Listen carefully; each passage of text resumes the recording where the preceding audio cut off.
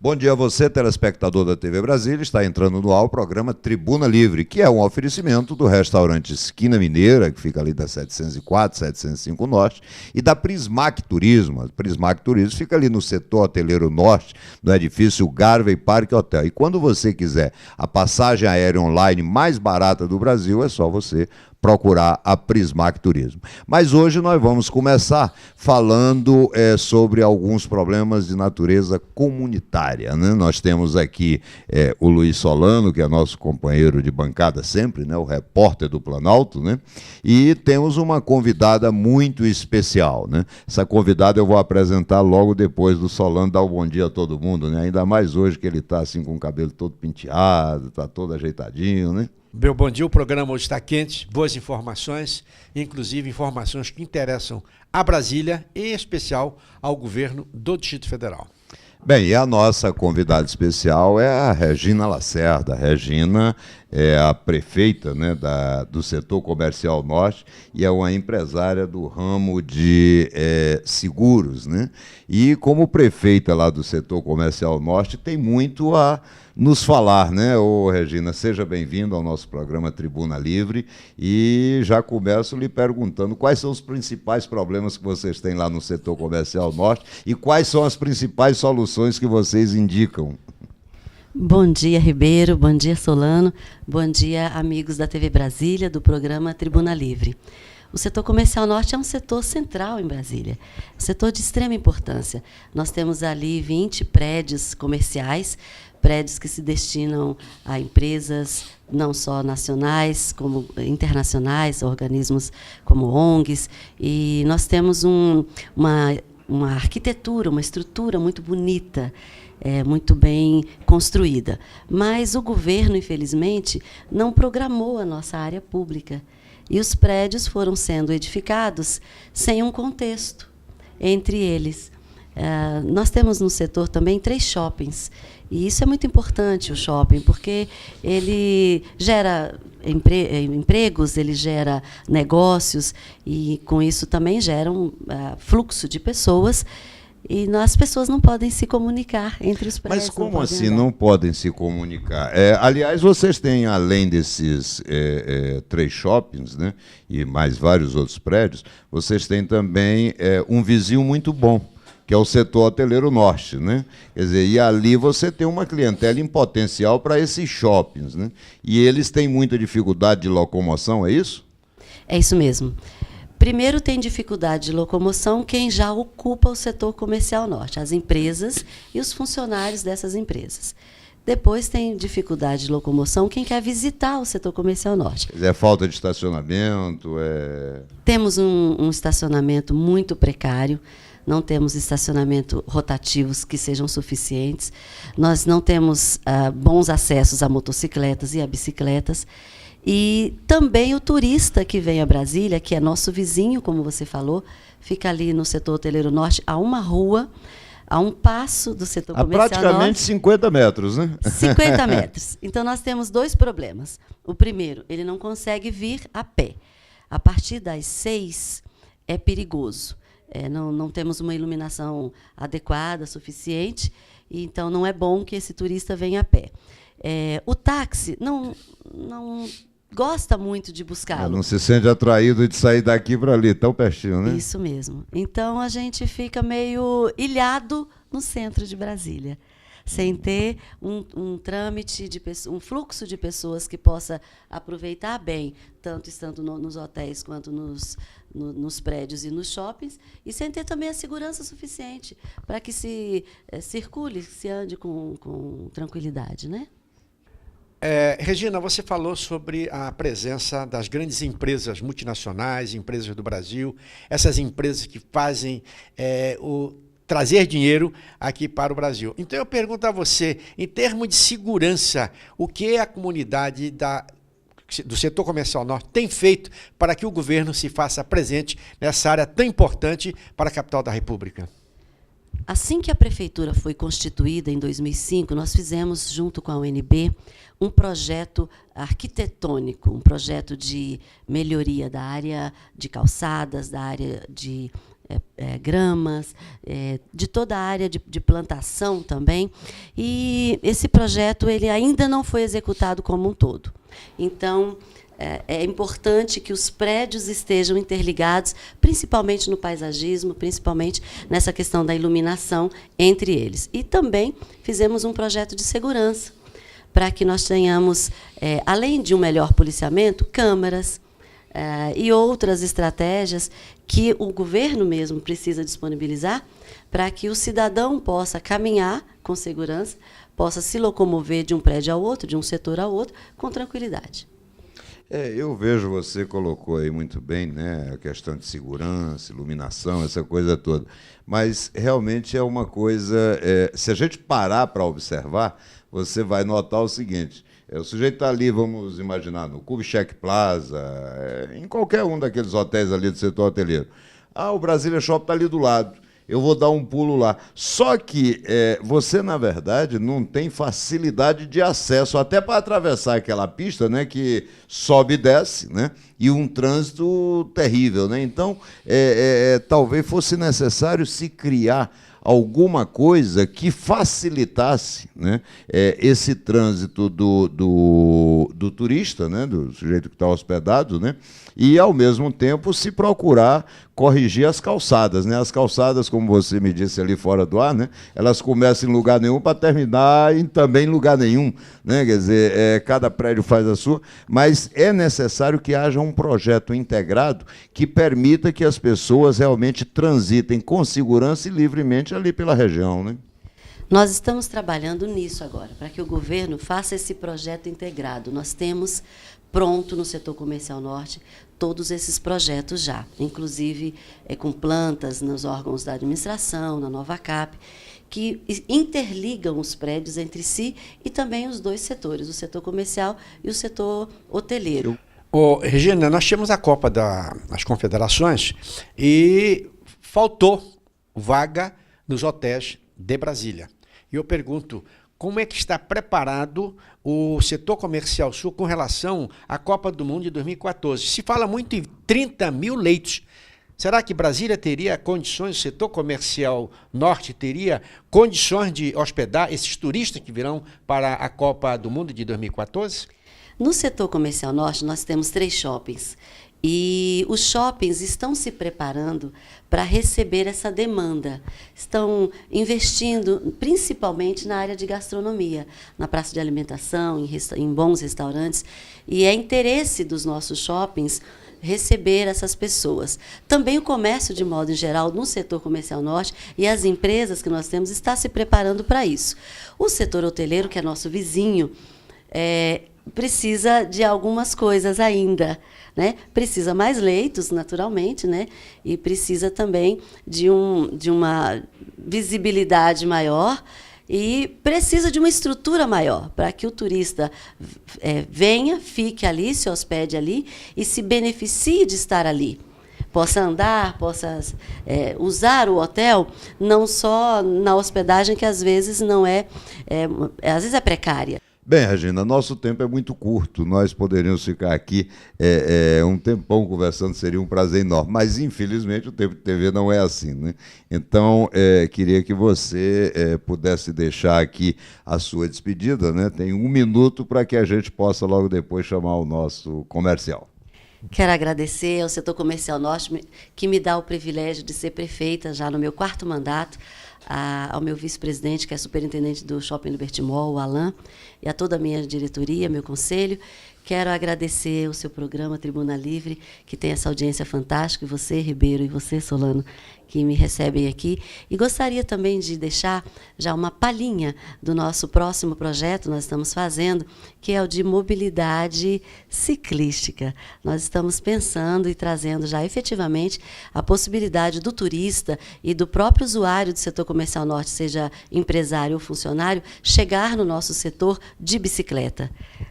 Que ótimo, muito bom, belo projeto, né? E vamos tentar discutir um pouquinho mais e ajudar naquilo que for possível. Mas o Tribuna Livre volta já já.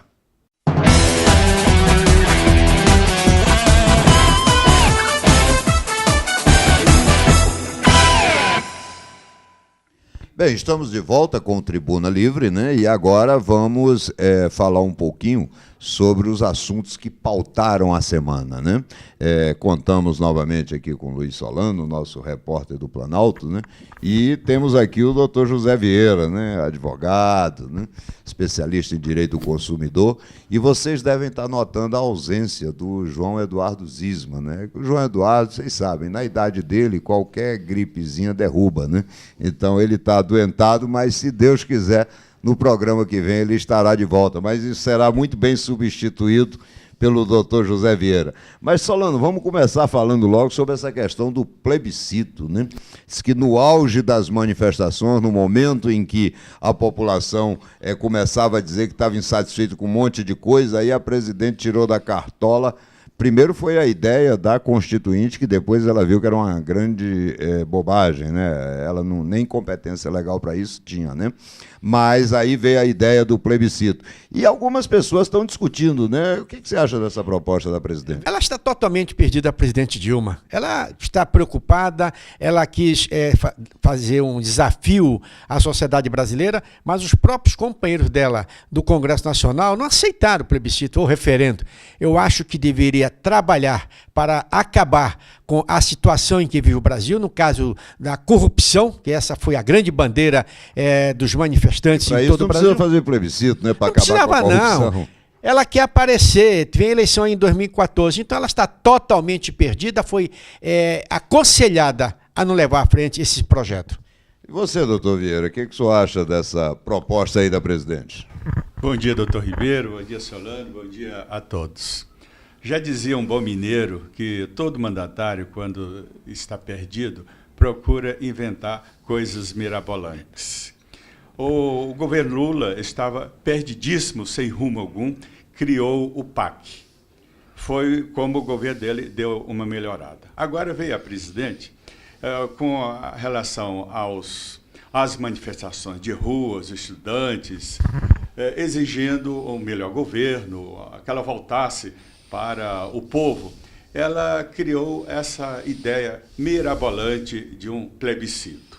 O Tribunal Superior Eleitoral já disse que vai gastar 70 dias para realizar. E diga-se passar, e o Congresso? Vai demorar quantos dias ou quantos meses para editar um decreto legislativo para se tornar esse plebiscito oficial? É uma pergunta que precisamos fazer também ao Congresso. Me parece que, nesse caso, viu, o Solano e Vieira, eu acho que o governo ou não entendeu, ou está fazendo de conta que não entendeu o recado das ruas. O que a população, o que os manifestantes mostram claramente é sua insatisfação, como você disse, com a má gestão, com a incompetência, com a impunidade, com tudo isso. E para resolver essas questões, não é necessário nenhum plebiscito, não é necessário nada disso. É claro que esse país precisa, sim, de uma nova ordem social, esse país precisa de um novo contrato social, até porque essa Constituição que aí está, né, que tem 25 anos, né, foi promulgada dia 5 de outubro de 88, essa Constituição sofreu tantas alterações que se desfigurou. Mas, para se fazer uma nova Assembleia Nacional Constituinte, nós não podemos ficar parados com relação aos problemas que afligem a população e que a população externou claramente nas suas manifestações. Então, o que se precisa efetivamente é uma boa gestão, ou seja,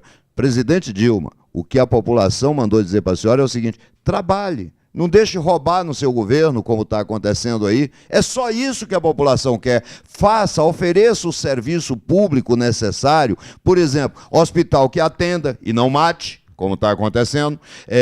Polícia que dê segurança e não insegurança, como está acontecendo.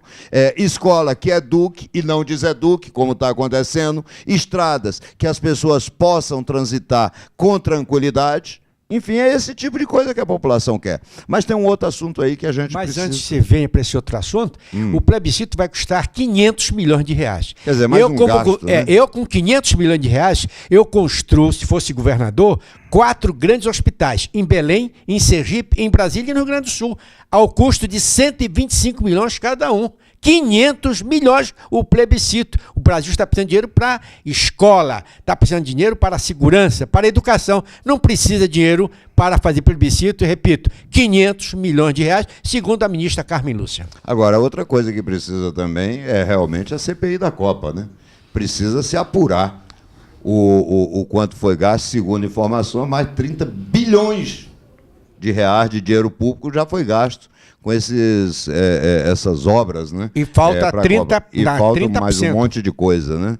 Bem, mas isso é algo que a gente pode ir discutindo ao longo dos programas, né? Tem uma outra proposta aí do governo, né? Que foi anunciado pomposamente pela presidente Dilma, né?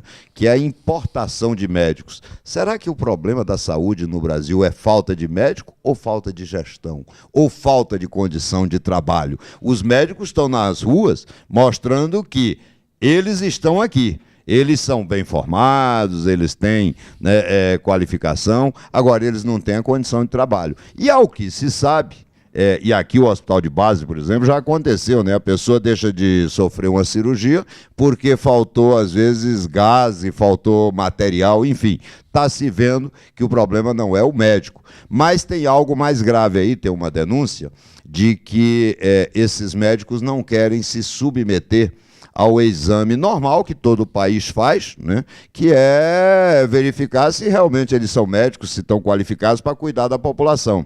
E parece que o governo também não quer que eles se submetam a esse exame. O que é isso? Que história é essa, Solano? Veja bem, a universidade em Havana, aliás, em Cuba, tem 3 universidades. São as 2 universidades oficiais que formam os médicos e uma universidade chamada Universidade Che Guevara, que prepara enfermeiros que mal sabem aplicar uma injeção, que são os mesmos enfermeiros que foram para Angola. Foram vestidos de branco, foram para Angola e, na verdade, o Ribeiro, eles pregaram ali naquele país, foi a guerra civil. O que então eles querem trazer, como fizeram na Venezuela, é importar médicos, entre aspas, cubanos, para vir ministrar aqui a saúde na área carente do Brasil, principalmente no Nordeste. Eu sou contra, repito, não são médicos, são guerrilheiros que virão para o Brasil. Pois é, Vieira, e essa recusa com respaldo do governo brasileiro para que eles não se submetam ao exame de conhecimento, se eles sabem, por que se recusar? Na verdade, doutor Ribeiro, essa exportação de médicos é uma prova de que o governo não está voltado para o interior do país. Porque esse é o primeiro ponto, né? Porque, na verdade, o que está faltando aí? É o governo aparelhar os hospitais adequadamente e dar condições de trabalho para os médicos brasileiros. Eles não têm. Tem médicos sobrando no Brasil. Tem médico desempregado. Tem médicos aí que estão até montando banquinha de revista por falta de emprego. Poderia fazer até uma experiência piloto aqui no Distrito Federal, né? Vamos fazer o seguinte, antes de importar qualquer médico, né? Vamos fazer o seguinte, vamos aparelhar os hospitais, as unidades de saúde e testar para ver se vai dar certo, né? Até porque, agora, é importante se diga, quando eu estou falando aparelhar, não é botar cabo eleitoral não, viu? Aparelhar não é botar funcionário lá não. Aparelhar é você oferecer os aparelhos necessários, fazer uma boa gestão para que a população diga se sente ou não bem atendida, né? Diga, Solano, você quer dizer alguma coisa? Eu volto de novo ao assunto com relação aos médicos. Eles só sabem aplicar injeção e fazem pequenos curativos. É ter cuidado, abrir os olhos, porque não são médicos, são guerrilheiros que virão fazer agitação aqui no Brasil. Bem, o Tribuna Livre volta já já com a parte esportes.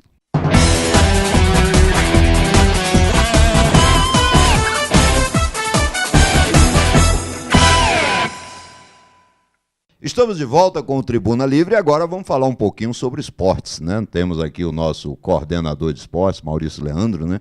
E também um convidado, né? Um convidado de peso, né? Uma pessoa que entende muito de futebol, pelo menos aí nos bastidores ele anda falando que entende de futebol, que é o Ricardo Farias, mais conhecido como bolota. E vocês certamente vão ter a oportunidade de ver. Basta ver aí, Ed, ver se você consegue enquadrar numa câmera só, né? Tá aqui o Ricardo Faria, seja muito bem-vindo, viu, Ricardo? Obrigado, obrigado. Já começa assim, né?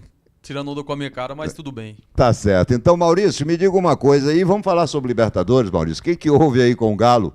Exatamente. Nada de alegria para o Atlético Mineiro, que depois da paralisação do Campeonato Brasileiro, voltou a jogar na Libertadores e não foi bem. Perdeu de 2-0 para o New Old Boys e agora precisa reverter o placar na próxima quarta-feira. E se o time argentino fizer um gol, o Atlético terá que fazer 4. Ou seja, situação complicadíssima para o Galo. O que você acha, Ricardo, da situação do Galo? Assim, eu acho que se o Atlético marcar um gol logo de cara, ele ainda tem chance, mas o problema é que o time argentino é sempre encardido, né, Ribeiro? É verdade, é um time muito compacto, né? Eu assisti o jogo na quarta-feira, né? O time do New Old Boys, né? É um time que a defesa me parece bastante frágil, né? Mas tem um ataque muito bom e tem alguns jogadores que têm uma condição técnica boa, né? E a leitura que eu faço do jogo da última quarta-feira é o seguinte: o Atlético Mineiro não teve nenhuma partida oficial sendo jogada nesse período de Copa das Confederações. E o New Old Boys jogou 2 partidas oficiais, na decisão do Campeonato Argentino e depois na decisão do campeão do Clausura e do Apertura. Mesmo tendo perdido para o Vélez, deu um ritmo totalmente diferente e dinâmica para o jogo. Então o Atlético perdeu o ritmo de jogo. Sem dúvida, sem dúvida. O Atlético Mineiro no jogo da última quarta-feira não chutou uma bola sequer para o gol. Porque se você for considerar a complementação do Jô, do rebote do goleiro, estava em posição de impedimento. E na maior situação clara de gol do Atlético no primeiro tempo foi a tentativa de drible do Bernard no goleiro argentino. Então ele não finalizou para o gol, ou seja, o Atlético não chutou uma bola para o gol. E cabe também a gente comentar aqui no Tribuna Livre a falha do Vitor no segundo gol na cobrança de falta do Escoco. Porque se bem que ele cobrou a falta por fora da barreira, né? Mas a recomendação para os goleiros é que você coloque o homem base da barreira sempre um a mais do poste, para que você não tenha a surpresa de uma falta em curva. Do que aconteceu. E que foi o que aconteceu, exatamente. Exatamente. Tanto é que o Cuca, ele indiretamente culpou o Vitor, embora o Vitor evitou um mal maior na última quarta-feira. E o retorno do Campeonato Brasileiro, Maurício? Daqui a pouco eu vou para o Estádio Nacional Mané Garrincha, pela Mega 90,9, transmitir Flamengo e Curitiba. Na última quarta-feira, terça-feira, quando os ingressos começaram a ser vendidos aí, passei 2h30 na fila, professor. Ué, mas mesmo você indo trabalhar, você teve que adquirir o ingresso? Não, eu comprei para o meu pai assistir o jogo. Tá. Seu Leandro vai lá, então, vai assistir, né? o jogo, exatamente. Seu Leandro, vai lá vai conhecer o estádio. O Simplício vai também? Não, ele já foi em Brasil e Japão, né? E foram 420 degraus.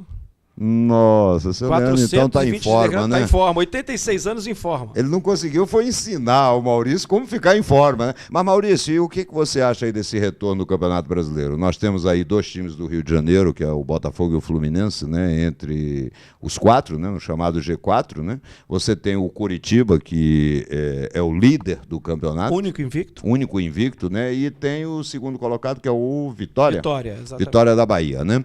Então, para você, o campeonato está em aberto, os favoritos são aqueles mesmos que você já tinha dito, Corinthians, Atlético Mineiro, Fluminense, é isso mesmo? É bem por aí, Atlético Mineiro, Corinthians, Fluminense, né? Para mim são Botafogo também. O Botafogo tem uma defesa muito sólida. O Botafogo perdeu 2 jogadores. Perdeu o Felipe Gabriel e perdeu o Andrezinho. Mas eu entendo que o Oswaldo de Oliveira tem um grupo na mão. E quem é a mola desse time do Botafogo, né, que faz girar toda essa engrenagem do Botafogo, é o Sidorf. É verdade. Né? Então, é verdade. Eu entendo que o Botafogo entra por ter uma defesa sólida como um candidato ao título. Ricardo, e você? Quais são os seus favoritos aí para o Campeonato Brasileiro? Não é torcer, não. Eu estou perguntando os favoritos mesmo, pelo que vem mostrando. Não, até porque não tem como torcer para o Flamengo, né, esse ano no Campeonato Brasileiro. Você é flamenguista? Graças a Deus. Então ele não mais será convidado para este programa. Mas assim, eu acho o seguinte, o Flamengo está se reestruturando. Por mais que a diretoria tenha fugido daquela máxima de economizar, eu acho que ele está indo por um caminho legal. Agora, os meus favoritos corroboram da opinião do meu amigo Maurício aqui. tirando o Fluminense, que eu acho que não vai vir com força total por conta do Fred, que eu acho que não vem mais. Vocês estão vendo por que nós não estamos muito propensos a não convidar mais o Ricardo para o nosso programa, mas se né? você for analisar... Brincadeira, Ricardo, pode falar, Mas se você for analisar... Não, a opinião é válida. Se você for analisar, o Fred, ele não tá mais assim com a cabeça no Fluminense. Eu acho que depois desse sucesso dele na Copa das Confederações, ele não fica muito mais tempo no Fluminense, não. O que é que você acha? E você acha que o desfalque dele poderá ocasionar? Com certeza. No Brasil não tem um camisa 9, não tem um artilheiro igual o Fred. Em forma e querendo, sem tomar os caipes saques da vida, né? Ele é muito bom atacante. Bom, a direção do Fluminense já declarou que o valor da multa contratual para a saída do Fred é 43 milhões de reais. É um valor que, perto do cenário muito europeu pouco, de né? compras, é um valor muito acessível para o Manchester City vir aqui e contratar o Fred. Embora, nas declarações depois do título da Copa das Confederações, o Fred disse que a sua casa é o Fluminense. Então eu não vi nenhum comportamento do Fred querendo sair do tricolor. Pelo menos foi o que mostrou, pelo menos nas suas entrevistas. Eu tenho visto o seguinte, o Fred, na verdade, ele está no Fluminense desde 2008, né? E o Fred se reencontrou no Fluminense. O problema dele não é mais dinheiro, né? O problema dele é jogar com prazer. E no Fluminense, ele tem uma torcida que é extremamente paciente com ele. Você veja que ele fica machucado aí muito tempo e tal. Quando volta, sempre tem o apoio da torcida. Então eu acho que para o Fred, uma ida agora para o exterior não iria acrescentar muito, a não ser sob o aspecto financeiro. Então não acredito que o Fred saia, não. Mas é aquilo que você colocou, né? Os favoritos aí, Atlético Mineiro, Corinthians, né? Fluminense, Botafogo, né? O Botafogo, a gente precisa ver qual vai ser o comportamento dele depois da saída do Andrezinho e do Felipe Gabriel, que era um ponto de equilíbrio também no time, né? O Fluminense, a gente precisa ver, tem muito oba-oba, tem muito disse-me-disse de que vai vender esse ou aquele atleta, né? O Corinthians já tem uma base de 3 anos, né? E o outro time que nós falamos foi o Atlético Mineiro. O Atlético eu acho que vai depender muito de como ele vai se comportar na Libertadores, viu? Eu acho que o Atlético pode mudar radicalmente para o bem ou para o mal, dependendo do resultado na Libertadores. O Atlético vive uma dependência do estádio Independência. É impressionante o comportamento do Atlético em casa, imbatível, com quase 50 jogos sem derrota, mas fora de casa é um time que se apequena e eu não consigo compreender essa diferença, né, de desempenho jogando em casa, jogando fora. E isso não tem a ver com o Cuca, né? Porque eu me lembro que o Cuca, quando dirigiu o Fluminense ganhou muitas partidas fora de casa, né? Eu não consigo entender isso. Sim. O problema maior é que a sintonia do Atlético com a torcida dentro do Independência ela é uma coisa assim fora do comum. Fora do comum mesmo. A gente está esquecendo, Maurício e Ribeiro, do Grêmio, com o Renato Gaúcho agora. Eu acho que o Grêmio pode dar uma levantada muito legal agora com a chegada do Renato Gaúcho. Tem um time bom e aliado ao trabalho com o Renato Gaúcho, a gente sabe que ele tem condições de montar um bom time do Grêmio, de remontar. Eu acho que o Grêmio pode correr por fora também no Brasileiro. Eu acho que talvez o Renato Gaúcho seja um técnico que tem a identificação com a camisa do Grêmio, tanto é que na sua apresentação na semana foram mais de 5 mil torcedores recebendo, né, o Renato Gaúcho e talvez essa sinergia, né, entre torcida, técnico e os jogadores, eu acredito que o Grêmio possa fazer uma boa campanha no Campeonato Brasileiro. Não digo que seja candidato. Mas nós só vamos ter oportunidade de ver isso depois de 4 horas da tarde ou 6h30, quando começarem os jogos, né? Vamos ver como é que cada time volta dessa chamada intertemporada, né? Lembrando que os times de Brasília entram em campo amanhã, né? O Brasília pega o Águia Negra no Bezerrão, jogo da 4ª divisão, e às 5 da tarde tem o Brasiliense contra o Luverdense. 1410 Bandeirantes, a gente transmite esse jogo.